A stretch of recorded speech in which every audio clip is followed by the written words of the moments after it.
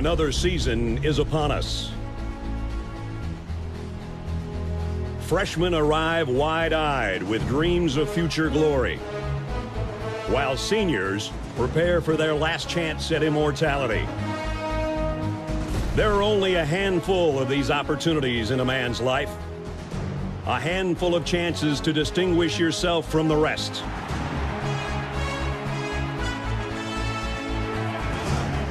It's on these fields where history is made, where legends begin and heroes triumph. Traditions tell the story of what you represent, of those that forge the legacy you uphold. When you come charging out of the tunnel, 100,000 people will be watching your every move. How you respond to that pressure is what defines you. These are the moments that reveal your toughness, your determination, and your pride. The Roughnecks on the Sooner Schooner. Ralphie charging out of the gate. And Chief Osceola planting his spear.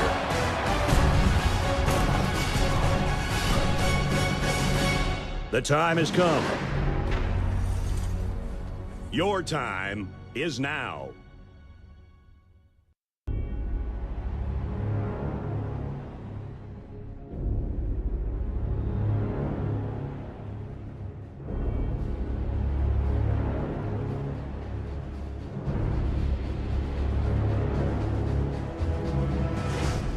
As the offseason continues to unfold right before our eyes, what we constantly have seen throughout the country is not only we've put out our post-spring top 25, both like holistically as well as for the G6 specifically, but I know many other entities have done the same thing. But you know what? I woke up thinking about one thing and one thing only. Reed woke up this morning thinking about one thing and one thing only as well. And you know what we thought about? We thought about choosing violence. And frankly, there are some fan bases out there that need to be humbled tonight. So welcome to College Football Red Zone. Yes, you are reading that title correctly. We're going to do something a little bit different. Are we going to piss some people off in the process? Probably. Oh, yeah. Are we going to have an incredible time? Absolutely. And for those of you that are in the G6, you can have a good laugh here tonight. But trust me, when I tell you this Monday, you're going to get that get back as well. So, you know, like it's, you know, there are going to be some hurt feelings tonight. There's going to be some hard conversations that's going to be had, but it's going to be an incredibly fun show. And I hope you guys enjoy what we got going on. We also have this debauchery that is the AFCA proposal. We're going to react to that as well. So Reed, how are you doing tonight, man? We got a jam-packed show. I'm good, Jake. Appreciate it as always. I'm ready to talk some crap on some teams that deserve to be better. Their fan bases deserve better football, better coaching, better play on the field. But you know, some of these brands, it's going to hurt to talk about them because they've been a mainstay at the top of college football for a good majority of my lifetime so far. And you know, to see them even show up on this list for some of them is frankly sad. So some of them I'll be sad to talk about, but you know, they deserve to be here because frankly, some of them are the worst of the worst, at least in the Power Four. So ready to get into it. Also, shout out to the audience on Buzzer. Happy to be here. Appreciate the opportunity from them. Yeah, and I definitely wanted to touch up on that as well. So we've been blessed with the opportunity to be able to live stream on Buzzer, and that's not something that every creator like over on that platform gets to do. So I definitely want to give a shout to the people over at Buzzer too, allowing us the opportunity to do that. And if you guys haven't heard about Buzzer, definitely recommend checking them out. It's a relatively new platform. If you don't like the AI slop that you see on some of these other platforms on a YouTube or on a Twitter, you know, definitely want to, I definitely encourage you guys checking that out. So, you know, again, like for those of you that are watching from Buzzer, you know, really appreciate you being part of this historical night, like here on this like beautiful Thursday. So, yes, sir. With that being said, and obviously appreciate you guys watching on the other platforms as well, whether it's YouTube or Twitter. All right, man. Bottom 25 teams. You ready to see this list? And we're going to have some hard conversations. You ready for it? I mean, I feel like we always have hard conversations on the show. We always are willing to piss a fan base or two or three off. So here we go. Let's do it again.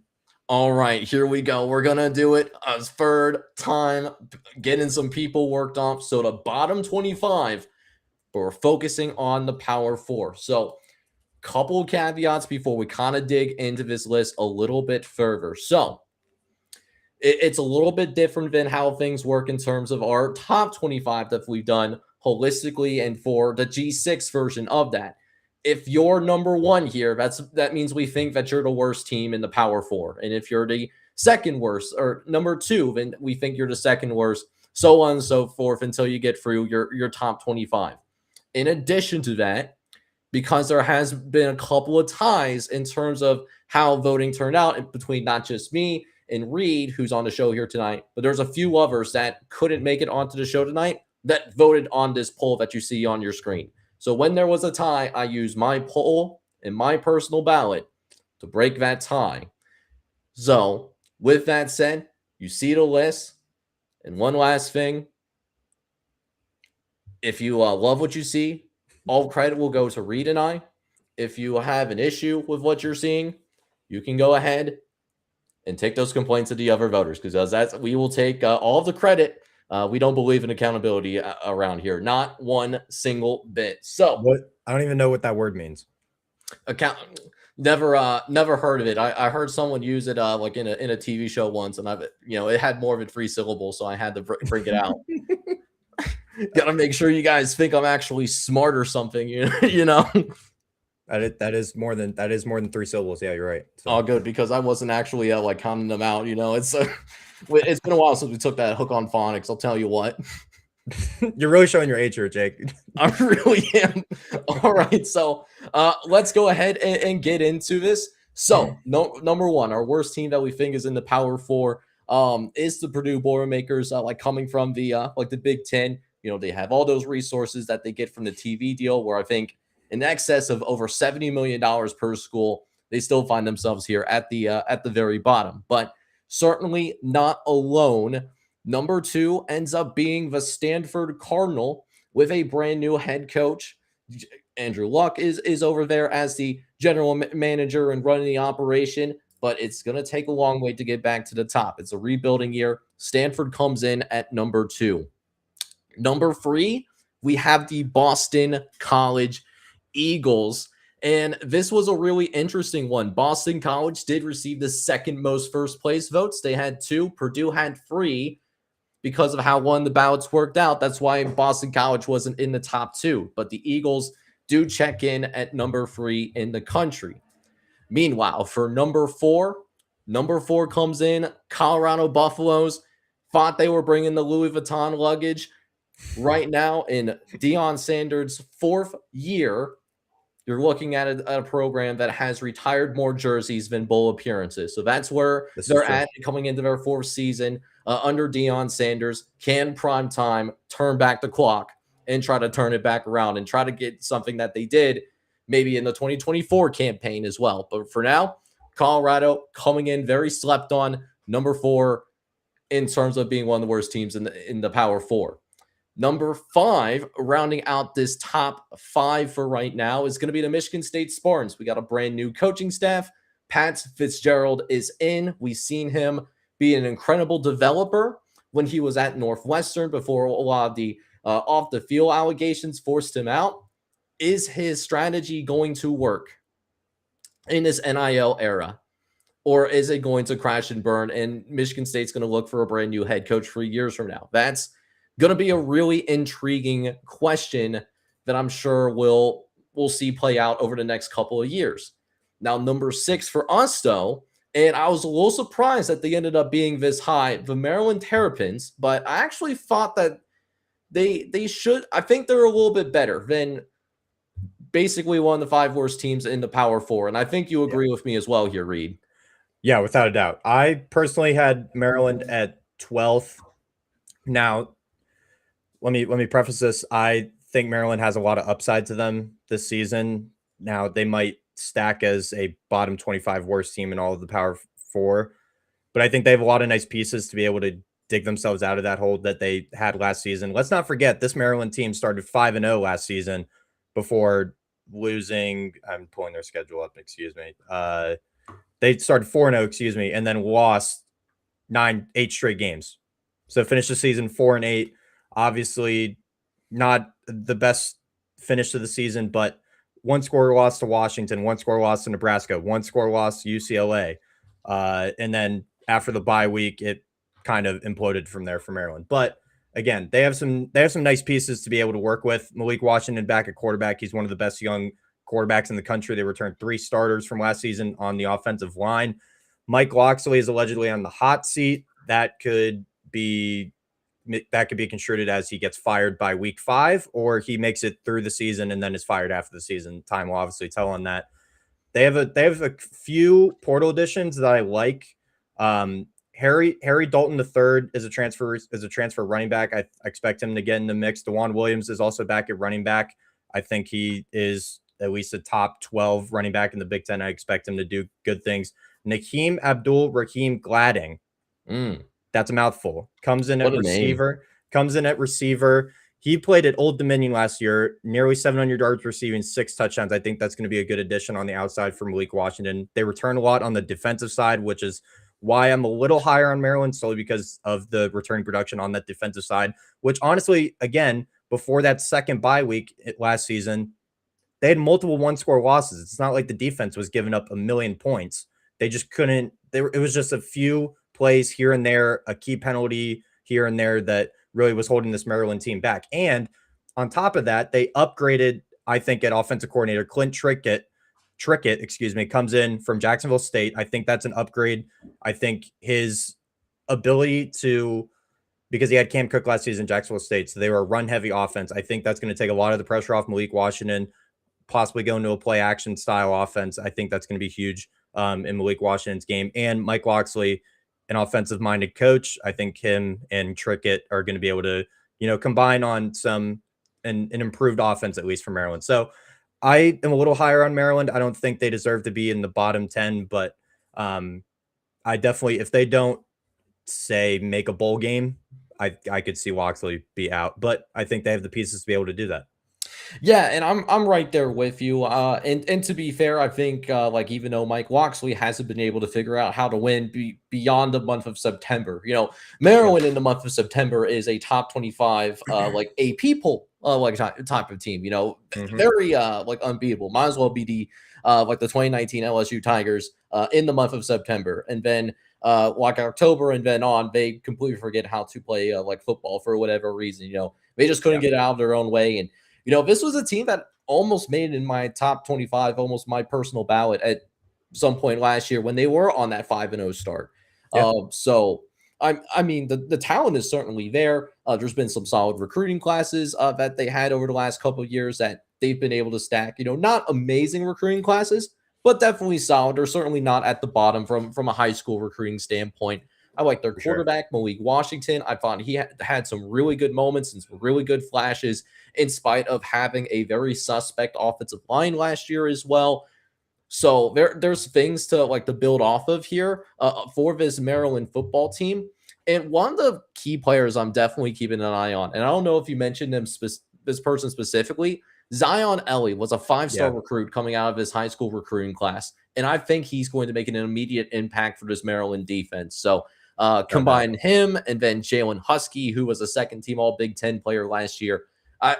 I don't think that Maryland is going to be downright awful, as what is suggested from our peers, here at College Football Red Zone, by any stretch of the imagination. I think a bowl is certainly possible. I think I have them going to a bowl game. But again, it's just a matter of what do you do beyond the month of September? I think it's always been the question under this Mike Loxley coach team. Yeah, you definitely, Zion Eley, I completely overlooked him. Was the number 1 edge rusher in the country this past cycle. I think he's definitely going to have an immediate impact. I think he plays from day one. So if you're a Maryland Terrapins fan, you definitely have the pieces to be able to be at least somewhat excited. I mean, to at least have a chance of making a bowl game this year, I think. So the Maryland Terrapins, I think everyone's kind of overlooking them. I understand why they are on this list. because of what they've done in years past, but I think they have the pieces to be able to at least compete this year in the Big Ten for sure. Yeah, absolutely. And I will say this about Maryland as well. If they can put together a decent season and they're able to keep their coach together and they keep their key pieces together, like a Malik Washington and a like a Zion Ellie, you look at 2027 and maybe they can do some real damage in the Big Ten. Because at that point you're looking at having a quarterback that's going to have multiple years of starting experience, and then you're going to look at possibly 2 to 3 recruiting classes in a row that you're going to be able to stack together. So maybe this year is, if we can make it to a bowl game, that's a successful year. But then 2027 is really the, hey, no kidding. I think we can maybe do some real damage like in this conference and get to that upper half of the Big Ten in 2027. Yeah, without a doubt. And the last point on Maryland, I think the schedule is pretty favorable, all things considered. Three of their first four games, at home: Hampton, at UConn, Virginia Tech, which is going to be a massive out of conference game, and then they open up Big Ten play against UCLA. Their only West Coast trip is at USC, which comes in the second to last game of the season. Their away games in Big Ten play at Nebraska and Ohio State back-to-back, October 3rd and 10th. That's going to be a tough back-to-back. But UCLA, Rutgers, Illinois, at Purdue, Wisconsin, home to Penn State the last game of the season. That's definitely manageable in Big Ten schedule. I could see them go 5-4, 4-5 potentially. Yeah, there's a lot of swing games on that schedule. Yeah, they're absolutely is. So we'll go ahead and move on and keep going through the rest of our dishonorable list that we have in front of us here tonight. So number 7, we do have UCF, which is about where I have them. But Reed, you were looking at this team going into this season, and you actually feel a little bit more optimistic than the majority of our group going into 2026. Are we going to see a little bit of that Scott Frost magic back when he was coaching his team in the American? You think it's a little something like that, or? I wouldn't go that far. I think I viewed them sort of kind of similar to Maryland. I think they have some pieces to be able to surprise some people this year. I'm going to start at the top. Alonzo Barnett III, transferred in from JMU, took him to the playoff last year, was a massive addition to this offense. 2,800 yards, 23 touchdowns, 8 interceptions, 58% completion percentage. I mean, I think he's going to be the starter. Keon Jenkins also transfers in. He comes by way of FIU. So I believe Alonzo Barnett III is going to be the starter, but he is also coming off a offseason surgery, so time will tell. He didn't participate in spring practice. Landon Chambers is the name to watch out for alongside Barnett at running back. 1,200-yard rusher, comes from Central Arkansas at the FCS level. I mean, you put up 1,200 yards at any level of football, that's immediate production. 10 touchdowns. I think that's a huge addition to the backfield as well. Joshua Derry was a all Big 12 honorable mention at receiver, 1,100 yards, 13 touchdowns. I mean, he's going to be an absolute weapon on the outside. Defensively, I think they have enough pieces, and I think collectively as a unit, they have enough. I think the linebacker group is where I have my biggest questions with this group. Not a lot of proven production outside of Lewis Carter in the linebacking group. So that's where I probably have my biggest questions. But the biggest thing holding them back is Scott Frost. I mean, it's Scott Frost, puts a sour taste in your mouth every time you say his name. So that's really the only thing holding them back, I think. I project them to go to a bowl game 6-6, 7-5 potentially. So UCF, I think, is definitely going to be a competitive team in the Big 12. It's just, can they all put it together, especially under a not so famous head coach in Scott Frost? Yeah, and that was kind of where I was in terms of why I had them in my bottom 10 going into this season. I like their transfer portal class. I thought they did a really good job. I think the roster holistically is better than last year. I definitely want to make that clear. With a lot of what you said on both sides of the ball. Plus, I think the special teams should be I think the special teams could be a solid special teams unit within being the Big 12 with what they brought in with Will Stone from Texas, like being a starting caliber kicker. And then the same with Atticus Bertrams, the punter from Wisconsin. definitely a starting caliber punter as well. Certainly power 4 caliber punter. So Yes. you look at this roster and holistically, you can look across the board and say to yourself, wow, they got better at every single position group. But it really goes back to Scott Frost at the same time, though, right? Because we've seen Scott Frost have success pre-NIL, being able to lead UCF to that incredible run in 2017, not only winning the American, but then leading them to a undefeated season in its entirety, beating Auburn in a New Year's Six Bowl. They're able to claim a national championship out of that, which, I mean, if I finish undefeated and I'm feeling a little bit on the petty side, I would have done the same thing as well. So I get it. But ever since we had this transfer portal and NIL era, in the aftermath of COVID, we haven't really seen Scott Frost have that same kind of success. And so it's just a matter of, is he cut out to be a quality head coach in this new era? That's still to be seen. So, I mean, I'm pulling from him. I'm glad that he's back in Orlando because I think he fits better than what he was even at Nebraska, even though he ironically came from Nebraska. But yeah, at the same time, I definitely have questions about this coaching staff for sure. Yeah, especially Alex Grinch, defensive coordinator. I mean, that's a massive red flag. I'm surprised they held on to him, especially losing 4 of your last 5 games last season. I'm surprised they didn't make a switch there. They gave up 30 or more points in 4 out of their last 5 games. The only game they didn't was the game they beat Oklahoma State, who was also a dumpster fire last season. So they got to improve defensively. If they can at least be a average defense at best, I think the offense is going to be able to put up points, especially with the additions that I mentioned earlier. So I think the Knights have the pieces to be a fringe bowl team, but obviously time will tell. Yeah, well, time will definitely tell moving forwards as we move on to our 8th worst team in the Power 4, the Kansas Jayhawks. Coming in from the Big 12. So we do have our 3rd Big 12 representative on this bottom P425 list.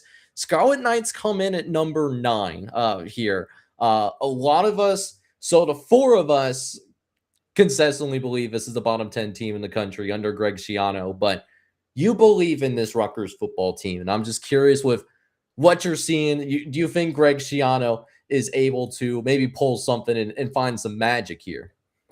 I think similar to the 2 previous teams we talked about, Maryland and UCF, I think they have the pieces to be able to do that. It's just, can they collectively put it together? Of course, Greg Schiano now going into his 7th year at Rutgers. I'm surprised they haven't pulled the trigger yet because, I mean, you'd expect Rutgers, the birthplace of college football, to be able to have a consistently, noteworthy team, and it's been anything but that under Greg Schiano. They bring a new defensive coordinator, Travis Johansson. I think obviously new defensive system. I think they were absolutely abysmal in the secondary last year. If they can find at least some cohesive play in the secondary, they at least have a shot, because their offense, I think, is going to be able to put up points. They bring in Dylan Lonergan from Boston College by way of Alabama, over 2,000 yards last season. I think he's going to be able to be a capable quarterback. They return Antoine Raymond in the backfield, 1,200-yard rusher last season, 13 touchdowns. I mean, he's going to be the bell cow. KJ Duff is arguably a top 10 at worst receiver in college football. He's a freak of nature at receiver. Rutgers was lucky to keep a hold of him. So, I mean, they have the pieces offensively to be able to put up points. It's just, do they have the stability on defense to be able to stop their opponent is the biggest question for me. But new defensive coordinator, they return 8 starters holistically on the roster. I think Rutgers definitely has the pieces to, once again, like the 2 previous teams we talked about, to be able to at least fight for a bowl game. Yeah, I guess for me, when I was looking at this Rutgers team, I'm wondering if we're starting to get to a point where I think it would be best if there was a brand new perspective at the head coaching position. I think Greg Schiano, coming off of the abysmal Chris Ash era, and I'm sorry that you Rutgers fans had to live through the Chris Ash experience as your head coach. I look at this Rutgers football team, and Greg Schiano's done a nice job of stabilizing things to where you're not. It's not like they're horrific by any means. but I wouldn't say that they're competitive a lot of times either. Mhm. So I think it's at a point where I think the message overall for Greg Schiano and his staff is starting to get stale. I'm also concerned about the losses that they took, and they lost some star players. I mean, Ian Strong and losing him to Cal, Yeah. that's going to really hurt. But it's not just him. I mean, they also lose Bo Masco to Texas. Those are two star players for Mhm. your football team, and when you get into some of these tighter games in the Big Ten, it's the stars that come out and win you games. These role players can come out and maybe put together a really good drive or two, to help try to contribute to the victory. But it's those stars that come out and win you those football games. And I just don't think Rutgers necessarily has the same star power, Mhm. especially on the defensive side of the ball, that they did last year. So it's just something that I'm worried about. I think they have a lot better players from just a general starting lineup perspective. Yeah. But where are those high end players though? And then is the message getting stale up there in New Jersey? I think that's also $1 million question as well. Yeah, I think this potentially could be a breaking point season for Schiano. If they at least don't make a bowl game, I'd say I think they move on from him. I mean, obviously the message is sticking with some players. If they're able to retain Raymond and KJ Duff, I mean, obviously the message is working somewhere. But outside of the two of them on offense, and I mean, a lot of question marks defensively, Rutgers is going to have an uphill climb. But I'm backing the Scarlet Knights this season. I think they at least compete for a bowl for sure. Yeah, I'm a little bit higher on Rutgers though than the next team that we have on this list. Syracuse does check in and to round out our bottom 10, within the Power Four ranks. I honestly think Syracuse should be higher than that. I have Hmm. some concerns now about the culture in Syracuse. This is not even Fran Brown's fault because we saw them have a really nice first season under him. But then that second year, to get off to that really good start. And then once their starting quarterback got hurt, it just seemed like collectively they gave up as a program. Yeah, And they looked like a completely different football team. Mind you, Syracuse was giving Clemson a BTA experience. for sure. I understand Clemson had a disappointing year last year, but that's incredibly hard to do with the amount of talent that Clemson had. We saw it in the NFL draft. They had multiple guys go in the first round. Yeah. And in spite of that, having At more. Clemson. Yeah, At at Clemson. Clemson. They went into Death Valley and beat their ass. Yep. And it didn't. Right. So they lose their starting quarterback. And I know that's always tough to have, but it seems beyond that. They just they gave up as a team. And what I'm worried about, yes, they brought in some transfer portal pieces. I like what they did at the quarterback position in the event that Angeli isn't fully healthy and he isn't good to go, or if he gets hurt again, like in the near future. But at the same time, did they wash out enough of those players that contributed to that problem last year? That's something that really concerns me moving forward. So I had them in my bottom 5, personally. Jake, you ever heard of the rapper Tusi? I've heard some Tusi. I've listened to a little bit of his. I'm more of a Meek Mill guy, though. You know it's bad when Fran Brown has to have a rapper who's never even sniffed a football field join your roster and then up and out. I mean, he was officially on the roster for probably, I don't know, 3 months, and then he's gone, but in the middle of the spring. So anyway, aside from that debacle, Fran Brown, I was high on him coming into last season. They proved it early in the season, as we talked about, went into Death Valley, whooped them. And then after Angeli went down, it was a dumpster fire. So Fran Brown, I have a lot of questions about your integrity, your coaching style. Not to knock him as a person. I'm sure he seems like a cool dude, but I don't know if he's cut out to be the head coach of Syracuse right now. Yeah, especially when you're out not a there lot having sticking your out. your 5-star wide receiver that you brought in. Like, I understand you're trying to keep him involved in practice. Like, they had him trying to run routes on a scooter. I mean, what are we doing here? I get routes on air. Like, I've been a part of that. I totally understand that. We had like thunderstorms. we're uppers in the gymnasium, you know? Like I understand that, but like I haven't practiced the playbook on the like EA college football or something, you know, if you really want to try to keep them engaged. That's crazy though. And of course, you know, AT who jumps in the chat and he jumps in saying that he likes Syracuse. I know you do because they weren't even in your bottom 25. What? So like if you want to explain yourself like in the chat, you know, you're welcome to do so. But yeah, man, it's I'm just worried about the things from a cultural perspective. I'm hoping that they, with this transfer portal class, it helps out with kind of turning things around from a cultural standpoint so that when they do run into adversity, they're able to deal with it and still put together a decent season, even if everything doesn't necessarily go their way from an injury and health standpoint. Yeah, I mean, I love Steve Angeli. Don't get me wrong. When those first 4 weeks, he was the leading passer in college football before he got hurt. Let's not forget that.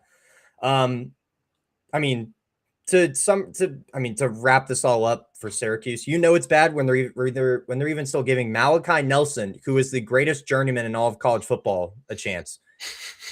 USC, UTEP, Boise State. I mean, the dude is basically complete. He's unlocking a new part of the map every other week. So, you know it's bad when they're still giving him a chance. I mean, I feel bad for him. I mean, I can't say I feel bad. I have no idea if he's making a ton of NIL money or not. Amari Odom was electric at Kennesaw State, taking his talents to Western New York. I mean, I don't think he'll be the starter, but at least if Angeli gets hurt again, they have a very capable backup quarterback in Amari Odom. So a conference champion at quarterback as well, mind you. You know, just shout out to Kennesaw State, who will not be a bottom 25 team in the country coming into this season. So that was a little confusing as well with the Malachi Nelson ad. I mean, I'm looking at him as a QB free, and so if he's on the field, they're either they're being one of three things happen. They're getting blown out, they're blowing somebody out, or both Steve Angeli and Amari Odom are both hurt and or suspended. So Malachi Nelson, do your best Thomas Castellanos impression. Go out to receiver, buddy. Yeah. He's tall. He's a tall guy. What is he, like 6'4"? Like he's a tall guy. Yeah, I mean he has the the size to like be a big body wide receiver if he put on weight. But the physicality, he needs weight, strength, yeah. Fran Brown, just give me a call. I'm telling you. Yeah, we probably thought this through in EA college football. You know, definitely give us a call. But we'll get out of our bottom 10 though, and we'll get to number 11 here, which does end up being Iowa State. Now, Iowa State, I'm going to be honest with you, I am really concerned about this Iowa State football team. They got raided.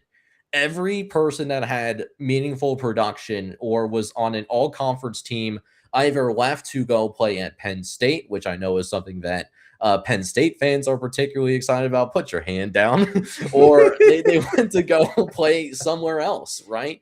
And so I know that they brought in some pieces in to try to backfill so that it's not completely bare.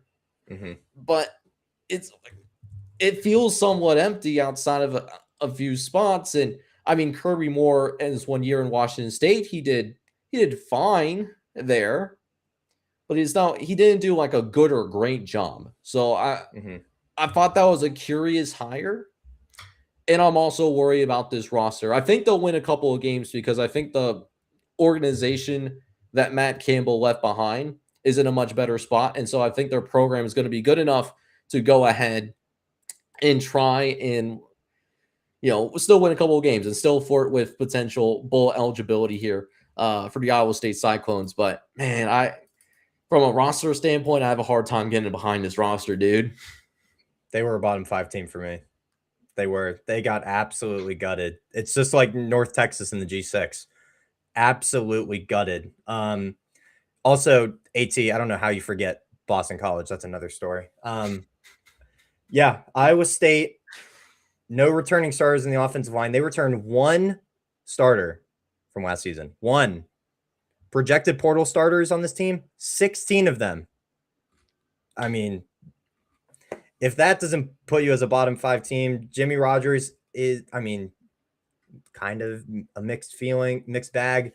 Jalen Rayner comes in, Arkansas State, 3,300 yards, 19 touchdowns, 11 interceptions. That's solid at the level of Arkansas State.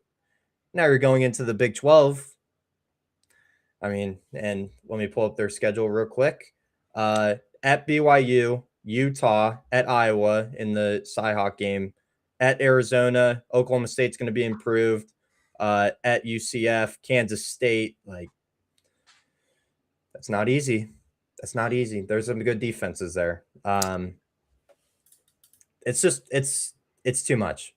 Yeah. It's too much turnover. I've said it before. New coaching staff, whole new roster. I just can't see the vision. Yeah, and it's one of those teams where I think it's definitely going to be a rebuilding year for the Cyclones for sure. And I'm sure, like if Kirby Moore sticks around for more than 365 days, that you're looking at a football team that is no kidding. I think going to turn it back around relatively quickly because I think there is a good organization in place. I think it's a borderline top 5 program in the Big 12 from an organizational standpoint. But at the same time, what I will say about this Iowa State football team, which I don't know why I said Kirby Moore. I meant to say Jimmy Rogers. There's a complete absolute brain fart there. It's all good. It's hard to talk about a team, you might have not even known who the head coach was based on how much overturn there was. But I mean, they lost all of their stars, and they didn't really bring anybody in that's a star player, or at least someone you look like that's definitely a star. Jalen Rayner could be that. I loved watching him as a dual threat quarterback in Arkansas State the last couple of years. He does have that starting experience, but it's going to be one of those things where they're going to have to come together as a football team, like throughout the rest of the spring and into the summertime, and maybe even through fall camp as well. If they want to put together a decent season, but that's not going to be guaranteed by any means. So, no, not at all. And especially in the Big 12, I mean, any team can beat any team on any given Saturday, but in the case of Iowa State, it's going to look bleak. It's going to look bleak out there in Ames. I'm just forewarning everybody who doesn't pay attention to Iowa State normally. So. Yeah, so we'll go ahead and keep it rolling here with number 12. Number 12 got the Arkansas Razorbacks. So we have our first SEC team here. I'm a little bit higher on this Arkansas team than our consensus personally. I look at Ryan Silverfield. I think he can do a solid job if given enough time. And this defense was horrific. They can't be any worse defensively than what they were last year. Like, think about it. If they just had a below average defense, like I'm not even talking being an average SEC caliber defense or just generally a good power conference defense, just be below average, not horrific. We're talking about Arkansas being in a bowl game because that offense was really special. Now, it's a little bit of roster turnover that they're going to have to deal with on the back end. But I mean, just from a law of averages, I mean, they can't be that bad defensively 2 years in a row. So I think Arkansas certainly has enough talent to keep things competitive, at least in Ryan Silverfield's first year. Don't know if it will reflect in the overall record per se, but I think Arkansas is one of those teams that you look at is, if their schedule was less brutal, hey, maybe they can, do more damage from a record perspective.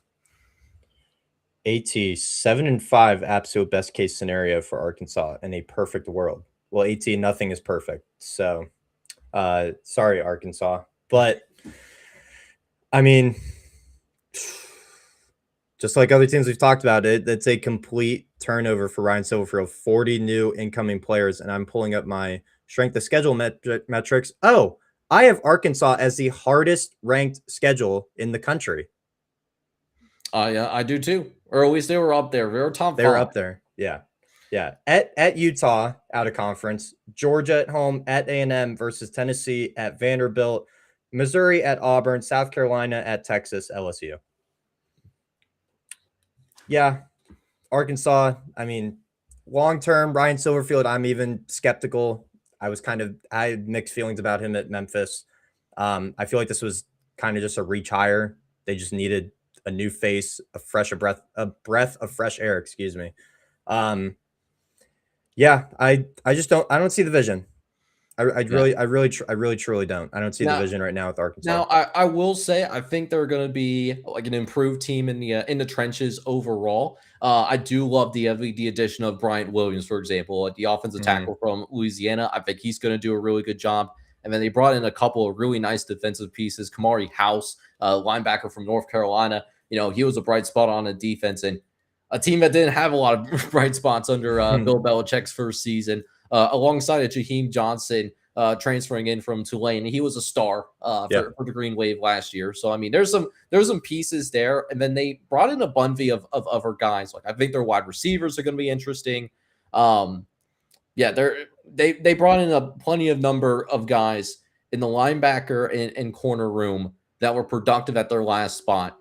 So that leads me to believe that I think the offense may take a slight step back, but the defense is going to be better to a point. Maybe has a chance to be an average defense. So that's where I'm coming from. Still have them as a bottom top 25 team, but I think it's closer like in the 20 range for me personally. Yeah, I had Arkansas at 15, so right in the middle of the pack.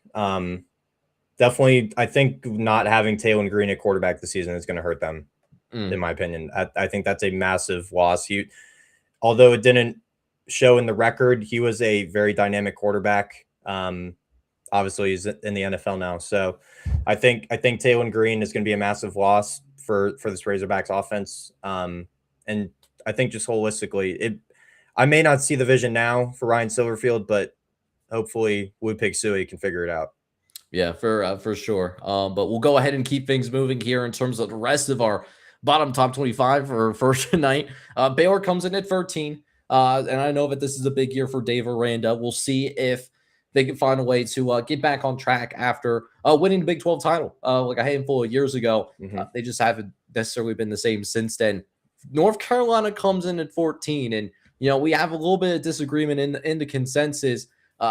AT is a lot higher on North Carolina than the rest of the group, and you're certainly lower than the most of us here. So, AT, if you want to explain yourself and why you like this North Carolina team, or at least like them enough to where you don't have him in this bottom feeder right now, I'll let you do that here in the live chat. But while he's formulating that response, Reed, you don't really love this team at all, do you? Bill Belichick is not a college football head coach. I will stand on that hill. I will plant the flag, and I will mount the charge that Bill Belichick is not a college football head coach. I also didn't realize that Taron Dickens, transfer quarterback, 3,500 yards, 38 touchdowns, wasn't even on. I thought he was there early. He had some academic issues, is enrolling in the summer, so he completely missed spring ball. Western Carolina transfer quarterback. So Billy Edwards has been leading the show for the most part offensively. The Wisconsin transfer now at North Carolina. If Billy Edwards is named the starter, this team is doomed. Plain and simple. If Billy Edwards is named the starter of this team, they are in trouble. But Bobby Petrino, new offensive coordinator, I trust him to make the right decision. And once he sees Taron Dickens sling the pill here this fall, I expect him to be the starter for North Carolina still. Damon June, I've heard some talk out of camp. He's going to be a freak at running back. Don't know if you've heard or read the same, Jake. I heard to keep an eye out on Damon June. And of course, when your first name is Damon, or some could say Demon, I mean, I'm going to keep an eye out for the Demon. Jordan Shipp at receiver is back. Mason Humphrey, a transfer receiver, in. They return a handful of players on the defensive side for Stephen Belichick, of course, son of Bill, returning as defensive coordinator. So I think what I've heard out of this North Carolina spring camp is the fan base is positive. They like the Bobby Petrino addition. Apparently the offense was cooking some days, supposedly, allegedly, from inside sources that I have. So North Carolina, I'm kind of in in between spot, because I was really low on them before this ranking. Then hearing the reports of the last few days of spring practice wrapping up and hearing what North Carolina fans had to say, I am kind of mixed on them right now. But I put them at 8 just solely because I think I'm leaning towards the bottom than closer to the top. So also, I mean, what is Bill Belichick's personal life? I mean, we have no idea. So I'm not even going to get into that unless you want to. But Yeah, it's a I train know wreck. that's we're not going to get into the specifics because I know like some of us are watching this right now. I think are aware of like some of the off field antics, Yeah. just in terms of his like personal dating life. But yeah, I mean, I definitely agree with you on that quarterback situation. I mean, if Taron Dickens is not the starter, I'm going to be surprised because I For know that sure. we saw him play for Billy Edwards playing at Wisconsin, and it wasn't pretty. He is experienced. So at least you got that going for him, but it's not necessarily a positive experience. And I know that you talked about it whenever we were talking about some of the other teams around the country as well. Bad Yeah. experience is no experience in your eyes, and I think that really perfectly encapsulates the Billy Ellis experience. And I think Wisconsin can definitely sit back and I think they would generally agree with you from that standpoint. So Yeah. hoping that Taron Dickens can win that starting quarterback job. If he does, it becomes a more interesting team and a more interesting conversation. For sure. But we'll see if Bill Belichick can figure things out after what was a massively disappointing first year because they had one of the easier strength of schedules in year Oh, yeah. one that would have allowed them a runway to, be kind of like a 2024 Indiana where it was clear, hey, that strength of schedule sucked, but because they were 11-1 in a power conference, like, yeah, we probably should let them in the playoff, kind of that situation.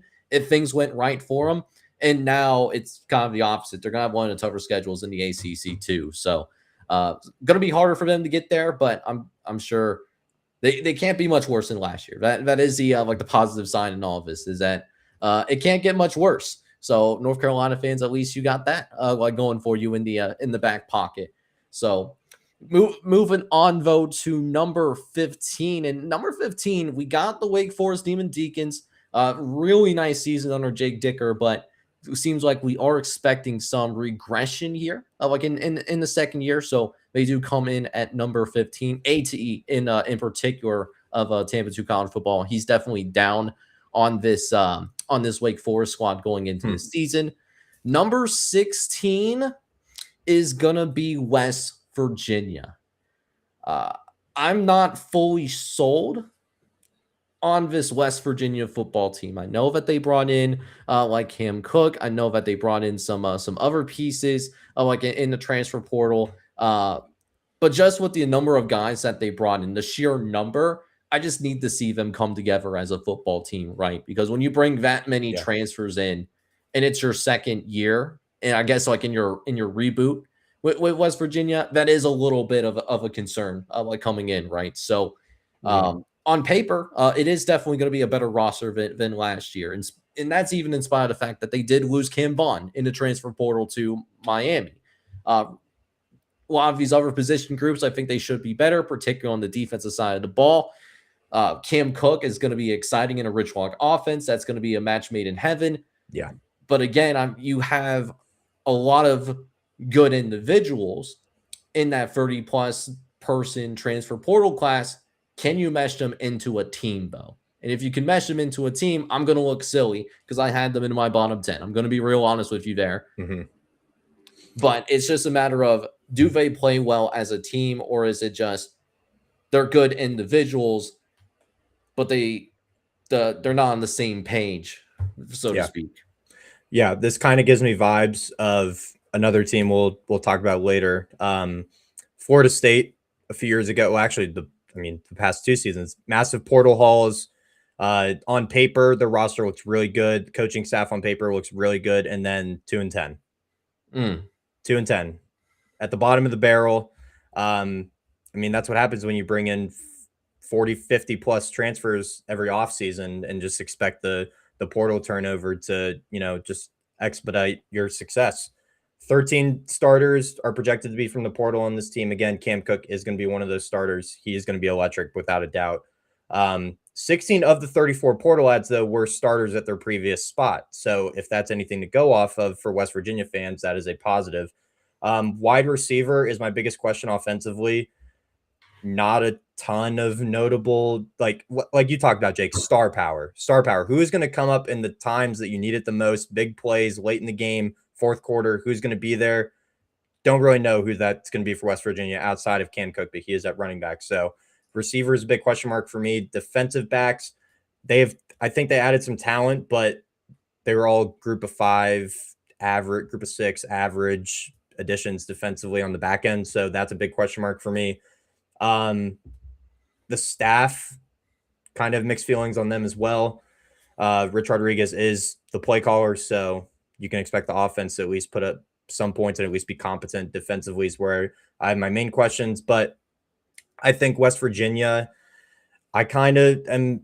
I'm in a tweener spot with them as other teams I've talked about. You know, I think they have the potential upside to be a 500 and a bowl team, and they also have the downside of being 4-8, and Rich Rod is at least on the hot seat going into next season. So I'm kind of in between on West Virginia. Obviously, I want them. This is one of the teams that I want to be back at the mountaintop of college football because I mean, let's not forget about a decade ago, they were a real threat in college football. They were playing in BCS bowls and were near the mountaintop of college football. So yeah, and that incredible 2000 and I believe the 2007 season. I mean, West Virginia was on the precipice of playing for a national championship, and if not for just an unspeakable upset against Pitt, which I know West Virginia people are going to be absolutely dismayed about the fact that I brought that up in the 2007 season. But yeah, I mean, I definitely agree with you. It's an underrated like environment up there in Morgantown. Country Roads, really fun to see Country Roads like being sung up there. Is one of the more unique transitions in college football. So, you know, yeah, I think on paper, I think this roster is a solid roster and it should be good enough to go to a bowl game. But can they come together as a team? That's the $1 million question. And if they do, then not only are they a bowl team, but hey, maybe they can do even more damage than just being a bowl team as well. Maybe have a little bit of a say in the Big 12 championship race. But that's the absolute best case scenario, I think, for the Mountaineers. Not that I'm calling for them to play in Arlington at the end of the regular season or anything like that. No. But let's move on here. Number 17 coming up, got the Wisconsin Badgers. I was actually a little surprised with where you had Wisconsin on your list because I know that you're a little bit of a Colton Joseph truther, if I'm not mistaken. I love Colton Joseph. Colton Joseph is one of the most electrifying quarterbacks in all of college football. Comes from Old Dominion. I mean, just pulling up his stats real quick. 2,600 yards passing, 21 touchdowns, 10 picks, another 1,000 yards on the ground with 13 touchdowns. I mean, he's a dual threat. He was one of the only quarterbacks all season to rush for a touchdown against Indiana on the first play of the season. I mean, no other quarterbacks could say that last season. So good for him. I think it's the pieces around him that I have question marks about. Aside from Jalen Domingo, I think I'm saying that correctly. Receiver transfers in nearly 900 yards. After him, big question mark. Abu Samuk transfers in from Iowa State at running back, 700 yards rushing, 5 touchdowns. After him, big question mark. Defensively is kind of a mixed bag of returning players, transfer additions that aren't really standout household names. They say they're giving Luke Fickell the bag in the NIL, and I don't know if this is it. I don't know if this is really all they can do with that NIL bag they're supposedly giving him. Same coordinators as last season, so if that tells you anything, they believe in what the scheme they have if they're not changing it internally. So I'm low on Wisconsin. I have them just outside the top 10 at 11. I think Luke Fickell, obviously, is on the hot seat now. He potentially could be fired mid-season. I could see him at the bye week because they have Notre Dame at Penn State, Michigan State. They could potentially be 2-3 by their bye week, and I could see him pull the trigger by then. Yeah, because I mean they did stay with him because we thought that there was a chance that Wisconsin might have a change in leadership at some point last season. They stuck with him, and Wisconsin did end up playing better. Especially in the month of November, they pull off a stunning upset on Washington, for example. So hopefully that parlays into some momentum. I do have some concerns about this offensive line. They lose Raleigh Malman to like the NFL draft process. He was a top 300 prospect. And then they also lost Joe Brunner, one of their interior offensive linemen, to Indiana, a conference opponent. You know, that was someone that was has a lot of starting experience in that interior of the offensive line. So I'm a little worried that Colton Joseph is going to be running for his life a little bit. Also, I have a little bit of a concern about special teams. They lost Atticus Bertram's to UCF, who ironically we talked about earlier tonight on the show. One person I'm really intrigued about, though, Liam Dannitz, Hope College, Division III, but hell yeah, he put up some cartoonish video game stats: 21 TFLs, 15 sacks. And the thing about Division III football is they play significantly less games than we do here at the FBS ranks. So he did that in 10 to 11 games. I think it was 10 games. I don't think Hope made the the Division III playoffs or anything like that, which, believe it or not, even though they have a 40-team playoff in Division III, a lot harder to make it into the 40-team playoff than it is for the FBS ranks. There's a lot less of at-large spots to go around per capita, so to speak, for Division III. So I'm curious to see if Dannitz can at least crack this rotation at any point for Wisconsin. Always pulling for the Division III peoples. I mean, I went to Division III school, so that I just wanted to give that shout for first and foremost, and I know you did too as well, Reed. But yeah, I mean, I hear you. I definitely understand where you're coming from. I was about where Wisconsin is ranked right now, because I did build some momentum going into this season. It's just a matter of, can they actually take advantage of it or not? It's the biggest question. Can they put it all together? Biggest question of all. So moving on now to number 18, we got Mississippi State. I know our Mississippi State brethren not going to love that. I'm looking at you. 19, we do have the Kentucky Wildcats. You like this? You like Will Stein, though, so I'm sure there might be a little feeling some type of way about Kentucky being on this list to begin with. Yeah, and I'm sad Colton's not here, because Colton is the biggest Kentucky truther out of our group. So I will try not to steal most of its thunder. Will Stein is a grade hire. Love it for Kentucky.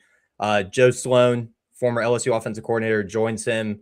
I think their two minds combined together is going to make a fantastic offense for this Kentucky Wildcats team, namely because the players that they bring in. Kenny Minchie transfers from Notre Dame, was the backup last year, competed for the starting position with CJ Carr, lost it, was at Nebraska for a cup of coffee, and now he is in Lexington, Kentucky, and I expect him to do big things right out of the gate. CJ Baxter is a great addition at running back. Comes in from Texas. I think he's going to be a major addition in the backfield. Receiver is a little bit questionable, but Shane Carr, transfer receiver, over 600 yards last season at Southern Utah. Could you name their mascot, Jake? Yeah, it's I think they're called the Thunderbirds, if I'm not mistaken. Dude knows ball. This guy knows ball. Look at that. G6 Jake knows FCS ball too. Who would have funked it, The Thunderbirds at Southern Utah. Yeah, Shane Carr. I think he's gonna be a standout receiver. I think he could catch the SEC by surprise. Defensively, Jay Bateman comes in as defensive coordinator. I think it's a solid unit. I'm not gonna say it's over. I'm not gonna glaze it or anything. I think it's a solid unit. Could be a middle of the pack defense in the SEC potentially. So, I mean, I'm drinking the Kool-Aid with Will Stein. I don't even have him on my bottom 25. I'm that confident that they at least make a bowl game in year one under his leadership. And in the long run, Kentucky, you're going to be back in football. Trust me. And things can get wild on a night in Lexington. Let's not forget, things can get crazy. So.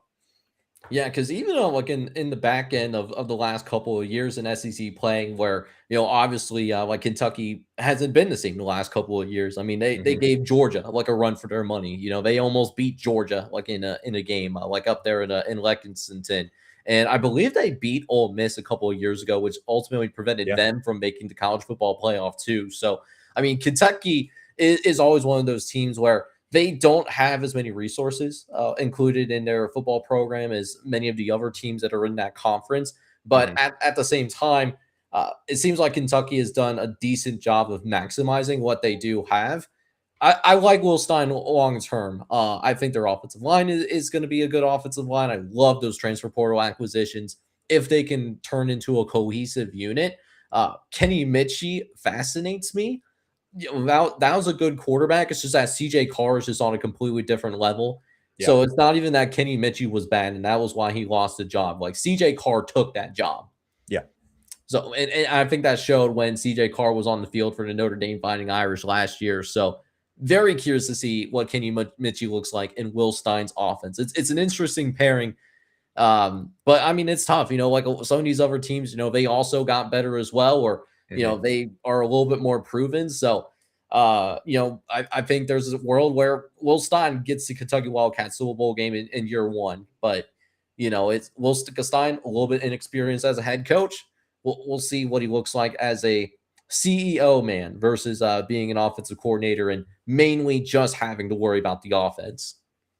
Yeah. It also doesn't help that they have a top 5 strength of schedule. So that doesn't help them either. Yeah, and that is according to like the College Football Red Zone strength of schedule metrics, which I just posted out this morning, can confirm a top 5, at least top 10.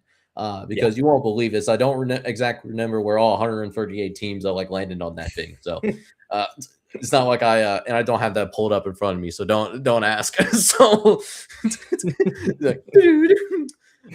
Let's move on. Cincinnati comes in at number 20. JC Friend's season, but it is what it is. I get it. Florida State comes in at 21. I'm higher on this Florida State team. I think that Mike Norvell, I think he's heard some of the talk over the last couple of years, ever since they went undefeated. But there was some debauchery and some controversy with that when we had a 4-team playoff. Mm-hmm. But I think Mike Norvell, he hears all the noise, and he understands what he needed to change. And I think Florida State is going to have a quality football season this year. They have too many resources to be this bad. Okay, like I simply cannot believe that Florida State is going to be this awful 3 years in a row. And we've seen the upside of Florida State as well. They beat Alabama convincingly, and Alabama went to the college football playoff. They even won a game in that playoff. So we've seen the upside of Florida State. Really, the difference in terms of whether they have a mediocre season again or a good to great season again is consistency on a week-to-week basis. And if they're more consistent, which, again, I think Mike Norvell, he's too smart of a coach to not eventually figure that out, that we'll see Florida State maybe not play in the ACC title game. I'm definitely not going to go that far whatsoever, because I think Miami's on a different level, and I think there's some other teams in the ACC that I believe in more. But I think Florida State's going to have a good year this year. I think the loss of Gus Malzahn at offensive coordinator is going to be a bigger loss than what people think. Him immediately getting up and retiring after one season in Tallahassee, I think it low-key shows what is going on behind the scenes down there, and the public might perceive. So offensive coordinator, huge question mark. Ashton Daniels, projected starter, doesn't blow me away at all. Trey Wisner is a good addition at running back, comes from Texas. I think he's going to be a solid addition. Deuce Robinson's a freak at receiver. Just throw the ball up to him. He'll catch it probably 95% of the time. Mekhi Danzy's a good number 2 receiver. Defensively, I think they could be okay. Chris Jones comes in. It's loading. Southern Miss. Chris Jones comes from Southern Miss. Major production from that level. So he's going to be the standout defensive line wise. Secondary, I have some questions. I've said it before on my channel. If this is your first time hearing me, hi, I'm Reed Napper, host of Love for the Game. I'm sold. I'm Mike Norvell. I'm out. I'm done. He should have been fired. I'm going to say it. He should have been fired last year. I don't even know how he's still the head coach there, but Florida State, I have at 13. Don't see it getting much better. I have him fringe bowl team at best, and I think Mike Norvell is fired at least by the end of the season. Yeah, but I definitely understand where you're coming from. I mean, that maybe it is a moment where we look at this Florida State team, and maybe because of what happened a couple of years ago of being left out, even though they literally went undefeated, and I Yeah. always have a problem with a power conference team being undefeated and still not making it into a 14 playoff. I will always have a problem with that. Back when we were on that 14 playoff, they should have been over Alabama. Let's just be real honest with ourselves. Alabama got more benefit of the doubt because they play in the SEC and it's based on the logo, even though Florida State did everything that they could within their control and literally finished undefeated. But it's not there or there. But maybe it is a moment where this program has been completely deflated from that and they need a new coach to have a fresh start. Yeah. But I've seen Mike Norvell do it dating back to when he was at Memphis. I've seen him done it recently as a couple of years ago, having incredible amount of success. And we've seen it upside this Florida State team last year when they beat Alabama yet again. And that was a team that went to the college football playoff. And they also brought some really nice pieces as well. I think the secondary in particular, I think it's going to be better than expected. I know they lost Earl Little. I know they lost Edwin Joseph. Those are going to be some tough losses. But I think Chuck Kennan is going to come in right away as a true freshman. I think he's going to do some really special things. High 4-star recruit. Some services, I use 247 Sports for all discrepancy. Some had him as a 5-star. 247 had him as a high 4-star guy. Naheem Chandler from South Alabama, big playmaker, 13 pass breakups, multiple interceptions. And then CJ Richard Jr. helped lead Illinois State on the defensive side of the ball to the FCS National Championship game. Yeah. As a team that was outside of the top 16. Yeah. He had multiple interceptions too, was a really pivotal part of that Redbirds defense. So I think the secondary is going to be better than expected as well. Again, what do you get from the Ashton Daniels experiment? I think that is going to be the $1 million question. So I understand them being on there, but I'm ready to be hurt again by Mike Norvell. Mm-hmm. Yep. Without doubt. The one caveat though for Florida State, I do like their offensive line. I think their offensive line is going to be vastly improved from last season. It's just the man behind the offensive line, as we talked about, Ashton Daniels. What side of him are we going to get? That's the biggest question surrounding this team for me right now. Yeah. So let's go ahead and roll out the rest of his top 25 real fast. So number 22 is Northwestern. We saw them in a bowl game last year, and going to be looking to see if Northwestern can get back like multiple years in a row under David Braun. I don't know how this happened, but Kansas State is number 23. If you've watched the show for quite some time, we had a team draft. I want to say about a week and a half ago, give or take, like the days are meshing together. This was one of my picks in the team draft. I think people are sleeping on Kansas State, but we're not going to put too much of a fight here. It is what it is. Vanderbilt at 24. We saw Vanderbilt have a historic season. What does that look like without Diego Pavia and Eli Stovers? Jared Curtis could be the best, or at least the most productive quarterback as a true freshman, in this recent class from high school.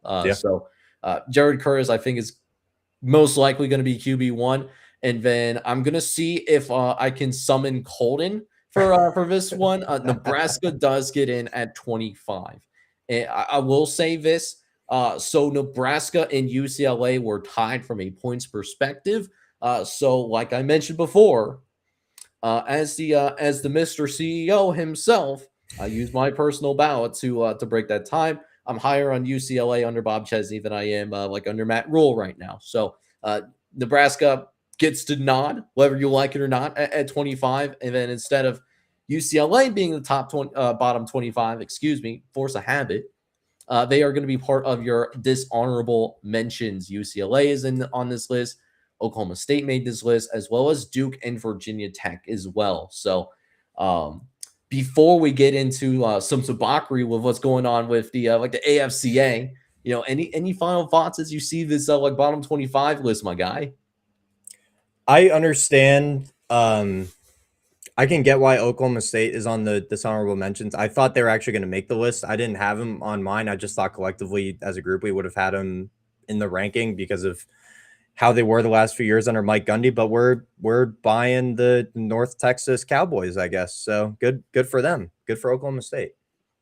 Yeah, I expected Oklahoma State to be on this list as well. Not gonna lie, I love their offense. Defensively, I definitely have some questions, So it's gonna be one of those. Hopefully that zesty for Messi effect is gonna be in full blast in Stillwater, because they're gonna need it to win some games. I just worry that Oklahoma State, they're gonna need to put up 35 to 40 points to win games, like in the Big 12. That's just kind of where I'm at with them. As someone that did actually put them in their their bottom 25.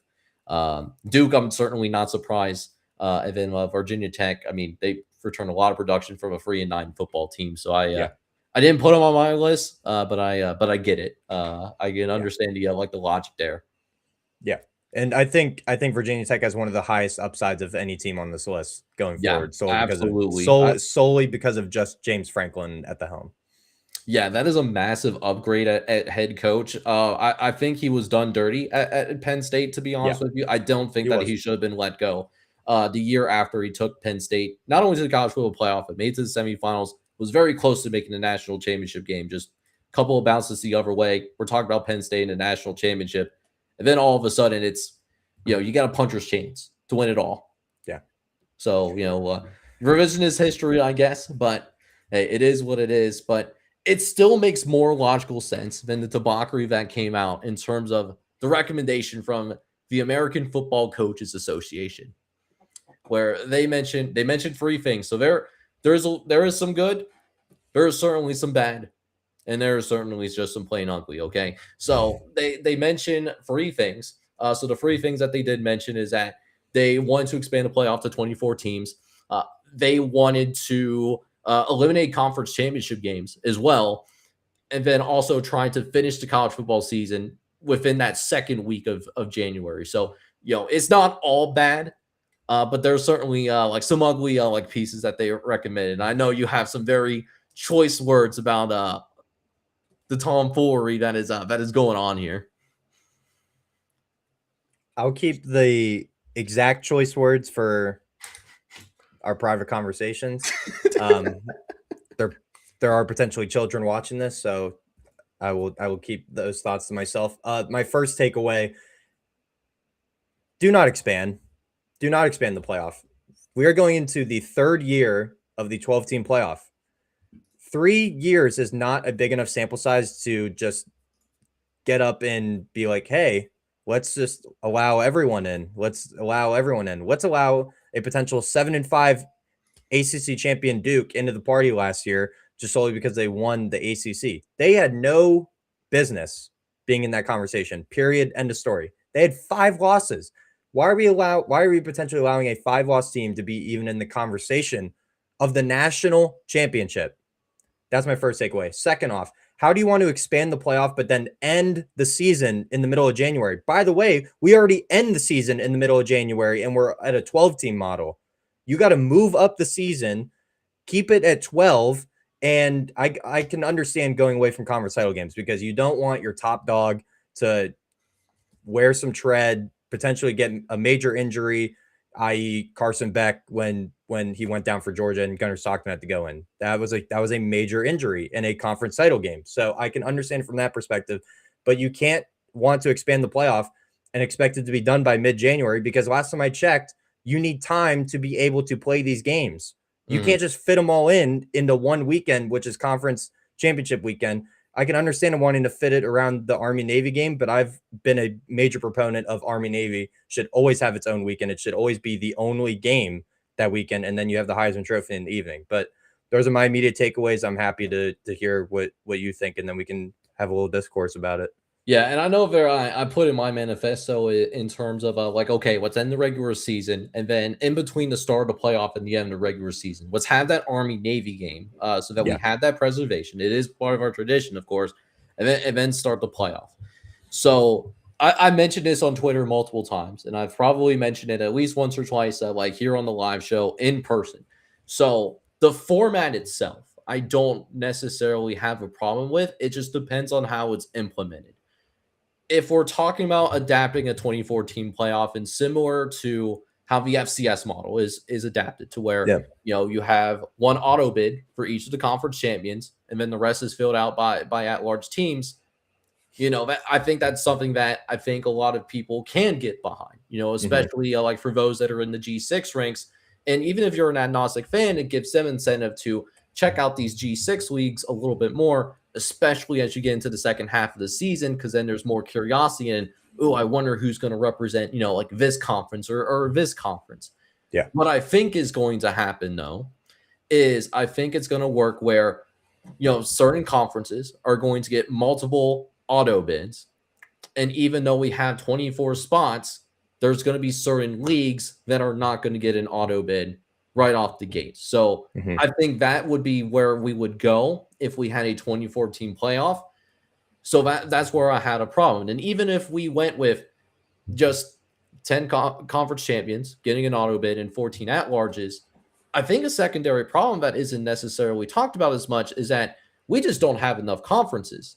We could split some of these conferences up and they would still be fine. That's why it works so well at the FCS or at Division II or at Division III. All of these NCAA divisions plus NAIA have 20 or more teams in their playoff format. And you ask many of these FCS fans, many of these Division II fans, many of these Division III fans as well, and many of them would say to you that they still have that urgency of the regular season, which I think is what we want to care about at the end of the day. So at the end of the day, as we're adding more teams from the FCS ranks to the FBS, we just added North Dakota State and we just added the Sacramento State as well. I think really what we need to do before we consider removing the conference championship games in particular is we simply need reasonably sized conferences across the board. Some of the conferences like CUSA and in the Mountain West and the Pac-12, the rebirth of the Pac-12, like those are set up pretty nicely right now because you can play either your entire conference in your conference schedule or at least 90% of your conference. So then it's very easy to settle who is a conference champion without a conference championship game through tiebreakers, whether it be head-to-head or common opponents. But then you take a look at the Big 12 or the SEC, really these Power 4 leagues. We got 16 to 18 teams in these leagues. Like the ACC, you might play half of your conference in any given year. So good luck trying to figure out who your conference champion is for tiebreakers when most likely you might have two teams at the top who didn't play each other and may not even have a common opponent. So that's really one of the bigger issues in terms of eliminating conference championship games, and no one's really talking about it. Yeah, I mean, we saw this exact problem last year with, again, I got to bring up Duke in the ACC because it's wild a 5-loss team even made their conference championship game, didn't even get in the playoff. Let's not forget the ACC almost got left out entirely from the playoff. They're lucky Miami beat Notre Dame head-to-head, and that was what put them over Notre Dame to get into the dance. So the fact that they want to eliminate conference title games and have more debacle, exactly for the point you said, there could be 3-4 teams tied at the top conference record-wise, and then based on a common opponent and a bunch of other metrics, like what are we going to go down to the 6th tiebreaker metric, and it's like record at home or something like that? Like, that's ridiculous. That's ridiculous. I mean, conference title games also, it's a part of the legacy of the sport. Some of the greatest moments in all of college football have happened in conference title games. Literally, we saw it last year. Indiana football won their first Big Ten championship ever. Yeah. Against the best team in the conference for the past 20 plus years in Ohio State. Like, why are we trying to take that magic away, those moments away? Because that is one of the greatest moments we will ever see in all of college football. So, I mean, aside from that, we're losing just great moments on the field potentially. Like Gunnar Stockton getting his head blown off against Texas, and then Carson Beck handing the ball off with a broken shoulder or whatever he had. So, I mean, we're losing epic moments like that. Yeah, that, are just gonna poof. They're gone, thin dust. Yeah, I mean, I completely understand that standpoint too. So, I mean, Listen, I think if we end up going to the 2014 playoff, which it sounds like it's coming, we could find a way to make it work. But I think it would be the preference of many fans if we go to a 2014 playoff is adapting that FCS format, or even having a case where we cap the number of teams from a particular conference, making it to the college football playoff. I mean, because I'm sorry, if you can't be a top 5 team in your own conference, you shouldn't be playing for a national championship. I don't care where you're nationally ranked. For sure. If you can't finish top 5 in your own conference, you shouldn't have an opportunity to make it into a playoff, regardless of size, right? And speaking of the size, if we go to 24, are we going to stop at 24? Because we saw the expansion to 12 teams, which, I thought it was a little bit weird at the time. I figure if we were going to expand, we'll go from 4 to 8. That sounds like the logical option here. But we go from 4 to 12. It's like, okay, feels a little weird, but, I can get behind, like 12 teams. And the 2 years that we've seen a 12-team playoff, we had some incredible moments. But is it going to stop even if we get to 24? And that's the other thing that I worry about, especially with private equity coming into our sport a little bit more now. Seeing this private equity, you see these guys getting more decision-making power. And frankly, these are guys that do not care about our sport. Yeah. And we saw this with the NCAA March Madness. They just expanded their tournament again, even though vast majority of fans did not want that expansion. They got it anyways. It's all a cash grab. That's all it ever is. Whose pocketbook can get filled the quickest and the most of anyone else. That's all. That's all. That's why the playoff was created, is because they wanted to put a product on television that would draw millions, potentially billions of fans, and help the major providers, aka ESPN. That was the sole reason why the playoff was ever created in the first place. And now that we're expanding it to 24, maybe even more, we're getting more TV networks involved. Like, we're seeing TNT and TBS show college football playoff games now, and they're getting into the Big 12 games now. So, it'll ever be a cash grab as long as the playoff is around. I'm fully believing in that. And just a quick plug real quick for one of our guys, AT Tampa 2 College Football on Twitter. He wrote a great article on private equity now being a part of the sport as a whole. If you want to go check it out and get more details on private equity and, what their real impact on college football is, as I keep, berating our sport. But it's crazy to think that we started at 4 and we potentially could go to it feels like 48 at some point. It truly feels that way, Jake. And it's never going to stop. It's never going to stop. Yeah. And I think that's really the biggest thing from those that are against the playoff expansion, because it's not even that like a 2014 wouldn't be like genuinely awesome. I think we would have fun with a 2014 playoff. I think we would, because we expanded this 12-team playoff and we still have an urgency in the regular season for the most part. And we had incredible moments in the college football playoff the last couple of years. We did. It's just, I worry about the ability to implement it properly. That's really the biggest thing. And we're having that problem now with the 12-team playoff. We have some wonky rules. Yeah. That simply do not make sense. There was a couple of changes that they made that I agree with, but there was a couple, that I disagree with. Like, I thought, for example, that if we just had top 5 ranked conference champions, like, that was perfectly fine, because what we saw last year, that is a 1 in 100 type scenario. Yeah. Like, not only did we had to have multiple G5 programs have absolutely incredible seasons, but we had to have 2007 level chaos in another power conference to get to the point where Duke was playing for a conference title at 7-5, like you mentioned. So, yeah, it wasn't all bad. I definitely agree that we should try to end the the season at a reasonable time frame, because the 12-team playoff, the one weakness of the 12-team playoff the last couple of years is that it does drag on a little bit too long. I definitely agree with that. The other recommendation is, one of my favorite sayings, what are we doing? What are we doing? You know, this is what we get when we have a sport ran by bozos. By bozos. By bozos. It's like the Will Hall hire at Tulane. What are we doing? What are we doing? What are we doing? I mean, the last point I have on it, and you touched on it.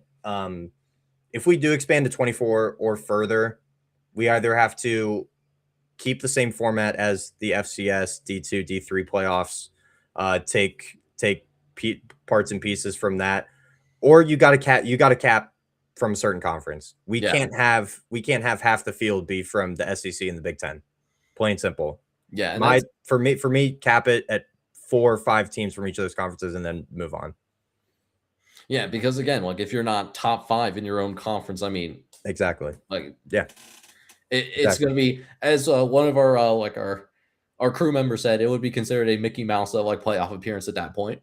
Oh yeah, because you don't even deserve to be there. Yeah, you're there because of your conference badge. Yeah, literally. That's essentially what it was. So I mean, I definitely understand that argument. So listen, I could rant all night about this. I really could, but I think I'm going to get off my my front porch. I'm going to get off my rocker. But listen, man, thank you guys so much. It's been an incredible show here tonight. We got more to come. We talked about the bottom 25 for the Power 4. We're going to give like the G6 like a little bit of its looking to like next live show.